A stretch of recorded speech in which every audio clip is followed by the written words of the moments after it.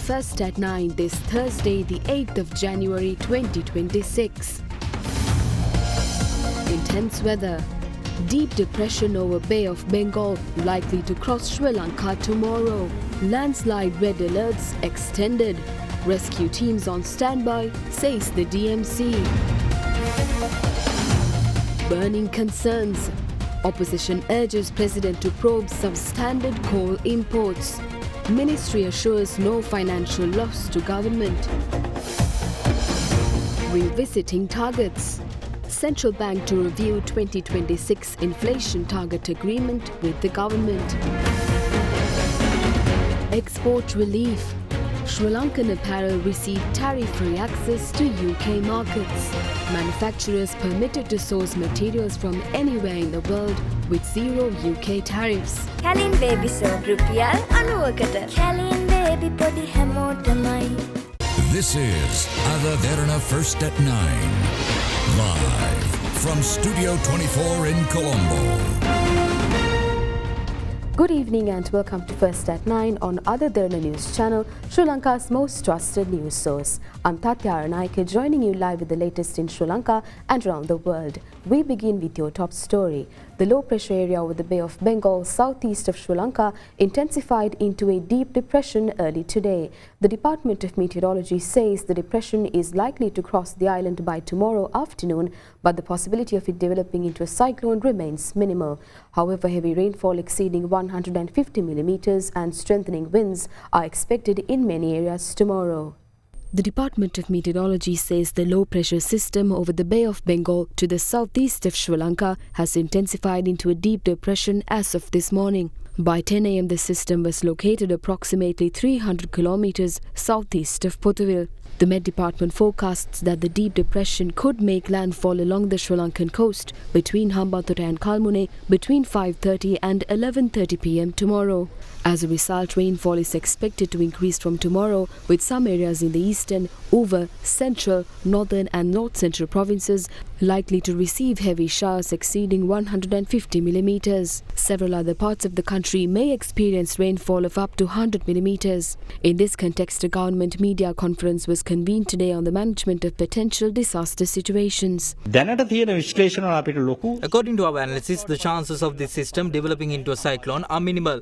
However, if it intensifies into a deep depression, it could increase rainfall tomorrow. Strong winds may also affect the island. In Colombo, wind speeds could reach up to 50 to 60 kilometers per hour. This system is expected to gradually weaken after the 11th, and its impact on the country will decrease. Red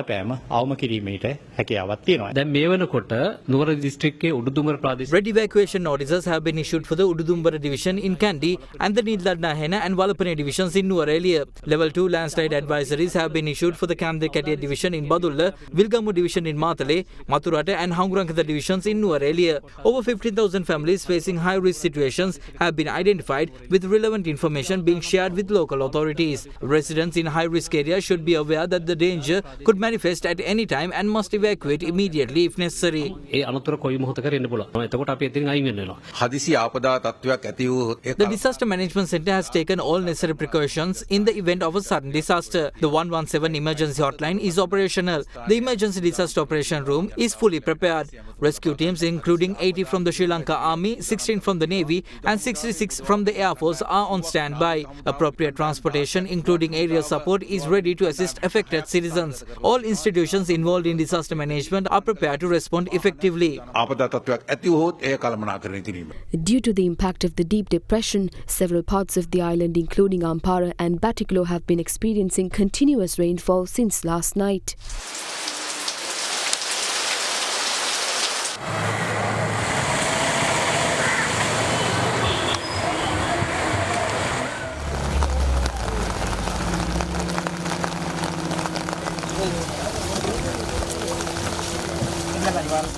Heavy rainfall in the upper catchment areas of River Mahavali has caused the Sungavila road leading to the Somavati temple to be completely submerged due to river overflow.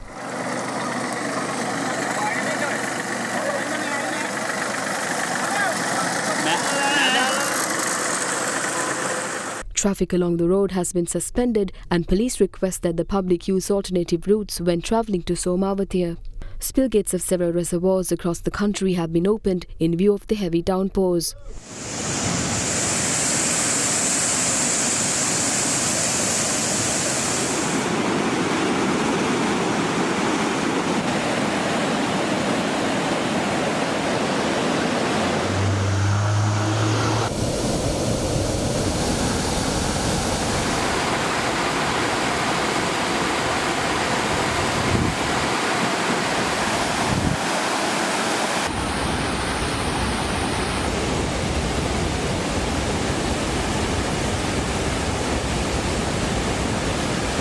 Sections of the Valimada-Maspana Road in the Vavegama and Gatum areas, previously affected by a landslide caused by Cyclone Ditwa, are once again submerged.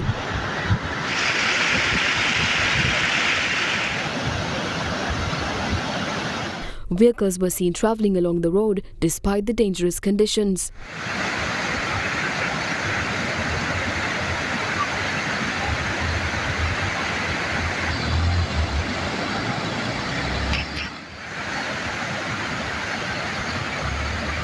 The Department of Irrigation last evening issued flood alerts to river basins within the Ampara, Patiklo, Polonnaruwa, Anuradhapura, Trincomalee, Vavuniya and Jaffna districts. Based on forecasts by the Department of Meteorology, river basins in the Uva, Eastern, Central, North Central and Northern provinces are expected to receive further rainfall. As a result, flooding may occur in the coming days. The Irrigation Department urges residents of low-lying areas and those residing near rivers in affected districts to remain highly vigilant.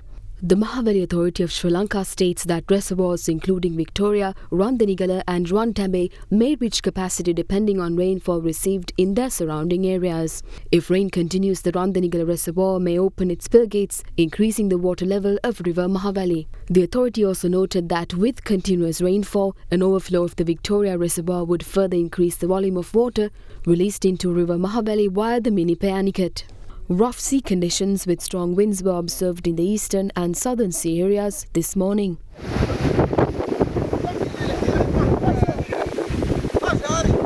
The Department of Meteorology advises that fishing communities refrain from venturing out to both deep and shallow sea areas around the island from today until further notice, as wind speeds may increase up to between 60 and 70 kilometers per hour, accompanied by rain. ඔබේ සම හඳුනාගෙන ඖෂධීය ශාකසාරමේ forever face wash එකක් භාවිතා කරන්න. President Auditor Derana says the program to provide compensation for fully damaged houses and construct new homes for families affected by Cyclone Ditwa will commence tomorrow. He made this statement during a recent meeting of the Ministerial Consultative Committee on Finance, Planning and Economic Development. The Ministerial Consultative Committee on Finance, Planning and Economic Development convened for the second time yesterday at the Parliamentary Complex, chaired by President Auditor Derana. Extensive discussions were held on the current status of the government's relief program for communities affected by Cyclone Ditwa, including resettlement efforts and compensation for crop damage. President Derana stated that the program to provide compensation for fully damaged houses and to construct new homes for families affected by the disaster will commence tomorrow in Anuradhapura and Kurunegala.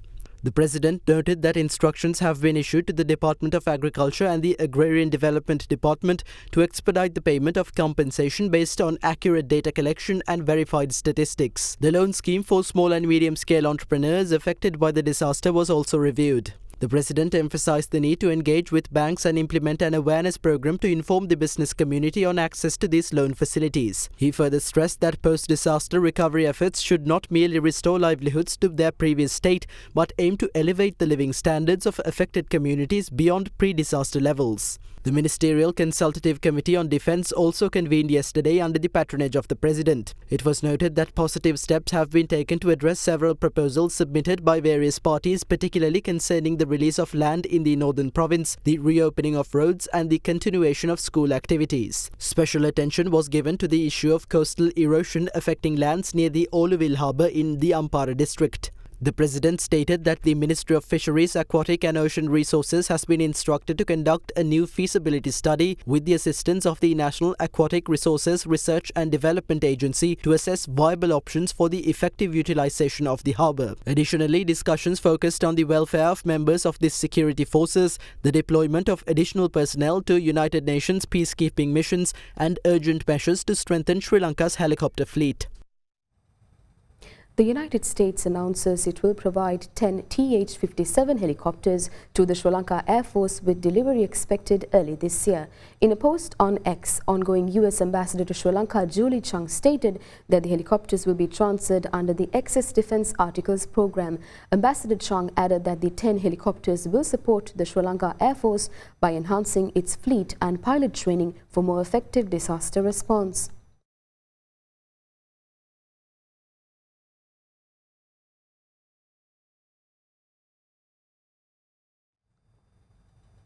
Prime Minister Dr. Harini Amarasuriya says an investigation will be launched into how web links were included in the new learning modules despite clear advisories instructing otherwise. The Prime Minister made this statement during meetings with the chief prelates of the Malwatu and Askari chapters today. Prime Minister Dr. Harini Amarasuriya visited the Malwatu Mahaviharaya this morning, where she called on the Chief Prelate of the Malwatu chapter, Venerable Tibbatuave Sri Sumangala Mahatera. Speaking with the Chief Prelate, the Premier admitted that there are mistakes in the learning modules printed under the new education reforms and stated that all modules printed for grades 1 and 6 have been recalled to the Ministry for inspection. The Chief Prelate questioned the Prime Minister on how the Ministry was unaware of the inappropriate reference in the grade 6 English language module until after its printing. The Prime Minister responded that the modules are compiled and reviewed by experts in the respective subjects and that the Ministry only receives their reports. She added that the authors had been informed not to include web links in the modules, but that the directive was not followed. The Premier subsequently visited the Asgiri Mahaviharaya, calling on the Chief Prelate of the Asgiri chapter, Venerable Warakagoda Jnana Ratana Mahatera. During discussions, the Chief Prelate advised conducting a thorough investigation into the inclusion of an inappropriate reference in the grade 6 English language module while ensuring that such incidents do not repeat in future. The Education Secretary Nalaka Kaluava, who was also present, pledged that all possible efforts will be taken to address the issue. Following the meeting, the Prime Minister addressed the media.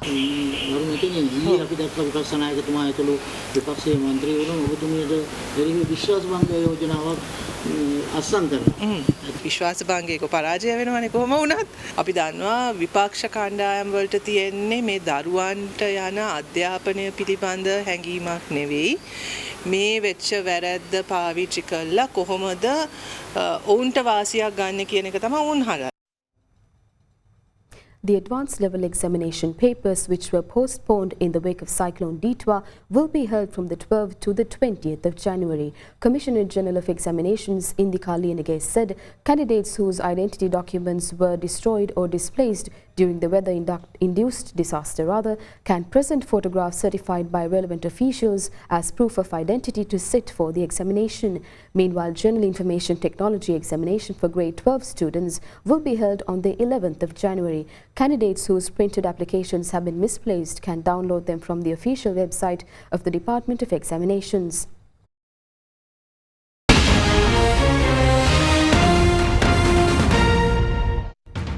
Welcome back to First at 9. Now taking you to more local news. The opposition calls for an urgent investigation into the import of substandard coal for the Lakwijay power plant. The Citizens Power Against Bribery and Corruption filed a complaint with the Bribery Commission today over the issue. The Minister of Energy, however, says that an accurate assessment of the quality of the coal is not possible as yet, as the inspection report from the landing port is yet to be released.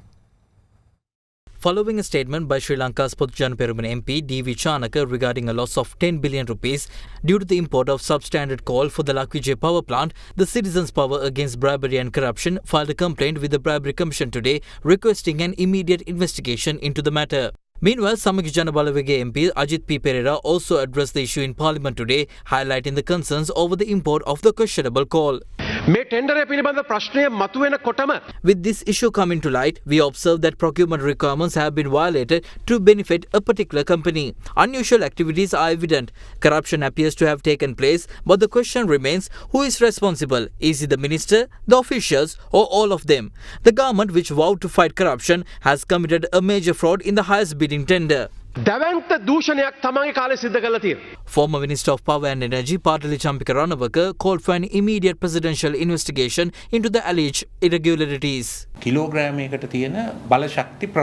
Procurement standards stipulate that the calorific value should be between 5,900 and 6,000 per kilogram. However, sample checks at the Lakwijay power plant show that all samples were below 5,900. Consequently, a higher quantity of coal is required to produce the same amount of energy. The official report from Lanka coal is still pending, but data from the power plant on tons used versus energy produced can provide accurate information. There are also allegations against the president, as the current energy minister was previously convicted of fraudulent activity in the procurement process of the agriculture ministry. Granting such a person control over the largest procurement contract in the country raises serious concerns. A proper investigation must be conducted. This cannot be avoided, like the 300 container issue. Meanwhile, the Ministry of Energy, issuing a statement, claimed that it is not yet possible to provide an accurate assessment of the coal stocks, as the quality inspection report from the landing port is yet to be released. According to the agreement with the supplier, fines will be levied if the coal quality is outside the specific range, with a double fine to be applied if the quality is lower than mandated. Consequently, the ministry states that even if the coal does not meet the required quality, the double fines ensure that there will be no financial loss as per the agreement. Samagi Janabalawege MP Dayasri Jaysekar alleges that the failure to employ qualified teachers in the preparation of English language modules under the education reforms has contributed to the current crisis. Speaking in Parliament today, the MP said that no action has been taken so far against the officials responsible. නව විෂයමාලා ප්‍රතිසංස්කරණ යටතේ What are the guidelines for including websites links to the new modules under the recent education reforms? Also, I would like to ask the government how many pages need to be removed or added to implement this new module system. නැත්නම් තව පිටු කීයක් එකතු කරන්න තියෙනවද මේ මොඩියුල ක්‍රමය ඉදිරියට ක්‍රියාත්මක කරන්න මේ සම්බන්ධයෙන් පැහැදිලි නිශ්චිත පිළිතුරක් සපයීම සඳහා හෙට දිනය දක්වා පිළිතුරු සපයීම කල් ගන්නවා. මෝටර් වාහන මද්ද්‍රව්‍ය නියෝග. The narcotics regulations under the Motor Vehicles Act are the first set of regulations to be presented. Previously, regulations regarding how testing should be conducted to determine whether someone has ingested narcotics and the amount of narcotics present in their body were not published. Under the new regulations, if someone is suspected of drug use, a police officer can direct them to a government analyst or the relevant hospital authorities for confirmation. This is a significant step because if someone were driving a bus under the influence of drugs, it would pose a serious threat to public safety. ද්‍රව්‍ය පාවිච්චි කරලා bus එකක් එලවනවා කියලා කියන්නේ ඇත්තටම මරාගෙන මරන බෝම්බකරුවෙක් bus එකක් එලවන වගේ තමයි. One aspect that seems to have been overlooked by the government is that these regulations should apply to both government and non-government personnel. Ultimately, it is police officers who may face consequences when arresting someone employed by the government. Therefore, I propose that this issue be addressed first.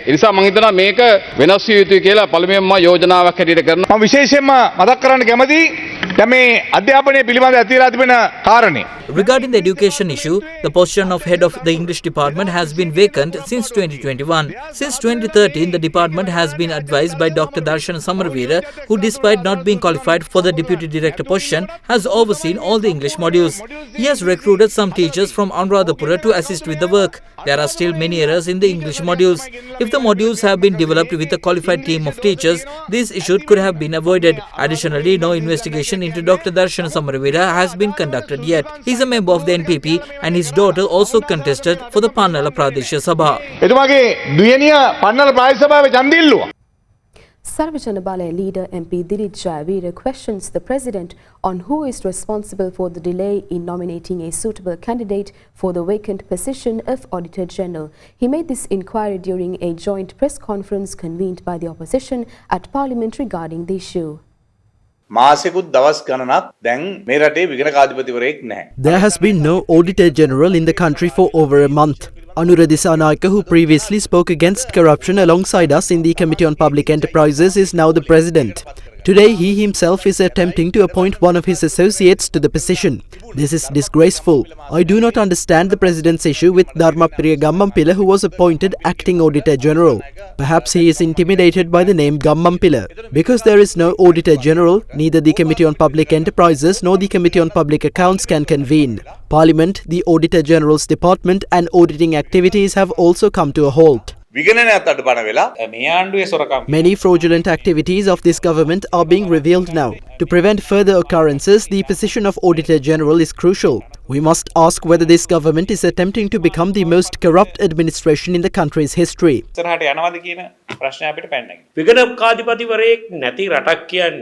country without an Auditor General is a country that opens the door to corruption. The party, which once stood against corruption and promoted good governance, is now in power. The leader of that party is both the President and the Minister of Finance. Where did he get the power to ignore calls for the appointment of an Auditor General? Do not follow the questionable advice offered by certain people. We simply ask that you utilize your mandate to do the right thing. ඔබතුමාට ලැබුණු mandate එක පාවිච්චි කරලා නිවැරදි දේ කරන්න කියලා එතන අපිට කියන්න.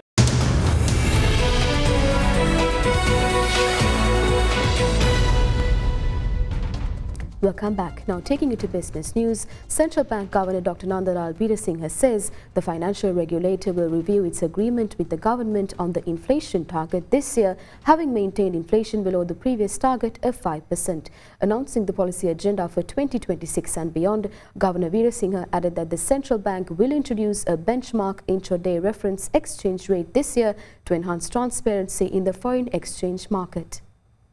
According to the projections prior to the cyclone Derana, inflation is expected to continue to gradually rise in 2026, reaching the target of our 5% by the second half of the year. There are both upside and downside risks to inflation rising from the devastation caused by the cyclone. The possible impact of cyclone Derana and possible policy responses will be incorporated in upcoming forecasts in our monetary policy review cycles. Destruction of supply chains and infrastructure could hurt growth prospects, but reconstruction activities and related spending would be growth positive. There are both downsides and upside risks to the growth for this year. Continuing the growth momentum reported during the last 2 years, economy is expected to grow by around 4-5% in 2026, according to our estimate for this year, depending on pace of implementation of socially important structural reforms, as well as implementation of socially this year additional expenditure by the government on the rebuilding and reconstruction efforts that could be growth positive. There could be downside risks as well. Having made notable progress in building buffers across the fiscal, external, and monetary and financial sectors of the economy, we believe that the economy possesses a greater capacity compared to that we had in the past to bounce back from this devastation much faster than in the past. Like many other parts of the world, the frequency of extreme weather events in Sri Lanka has increased in recent years. The central bank remains vigilant about any possible supply side shocks that can affect the general price level and inflation expectations due to the impact of such shocks. There will be a review of the agreement with the government regarding inflation target this year. In this regard, we would like to thank stakeholders who have already expressed various views on target setting. Central Bank will conduct thorough review of macroeconomic developments and structural changes in the economy, followed by an analytical assessment of the target. Following this assessment, a consultation with relevant stakeholders is also planned. After this consultation, the agreement will be jointly reviewed by the Central Bank and the government. It aims to achieve many objectives, including enhancing the stakeholder awareness of the current flexible inflation target framework, explaining the reasoning behind setting the inflation target at a Swiss level, and emphasizing the importance of allowing sufficient space to absorb potential domestic and global supply shocks following the experience of other economies and taking into consideration the stakeholder views. A benchmark rate will be introduced first time this year in 2026 to foster a transparent foreign exchange market. This benchmark rate is expected to guide market participants, help reduce volatility, and promote more competitive pricing on a given date, thereby enabling the introduction of more innovative products in the foreign exchange market that will help stability in the exchange rate as well. Sri Lanka's garment sector is set to benefit from new trade arrangements with the United Kingdom. From January 1st, the UK's revised Developing Countries Trading Scheme will allow Sri Lankan manufacturers to export apparel tariff-free while sourcing materials globally. The UK's updated trade rules simplify access for Sri Lankan exporters. Under the reforms, manufacturers are no longer required to source materials regionally or complete 2 major processing steps in Sri Lanka. This allows full global sourcing while retaining zero tariff access to the UK market. The reforms also introduced an Asia Regional Accumulation Group of 18 countries, enabling exporters to source materials from the region without losing preferential tariff benefits. The UK High Commissioner described the changes as an opportunity to support economic development and strengthen trade relations. Industry representatives note that the garment sector, which accounts for over 60% of Sri Lanka's exports to the UK and supports around 1 million jobs, is expected to see growth under the new rules. This allows Sri Lanka to compete on even terms with our major competitors to both retain and grow our share of business to the UK. The UK is an important market for Sri Lanka, the third largest after the USA and the EU, and it's also a traditional market for us, with a number of our members having long-standing business relationships with brands in the UK. Today's announcement will help build on these relationships and strengthen our presence in the UK. The Colombo bourse closed in positive territory today as a result of price gains in counters such as Hatton National Bank, Sampath Bank and Commercial Bank. The benchmark ASPI gained 1% to close at 23,527.13, while the more liquid S&P Sri Lanka 20 increased by 1.48% to end the day at 6,458.03. Market turnover was 12.3 billion rupees. Foreign investors closed as net sellers, offloading shares worth 2.9 million rupees.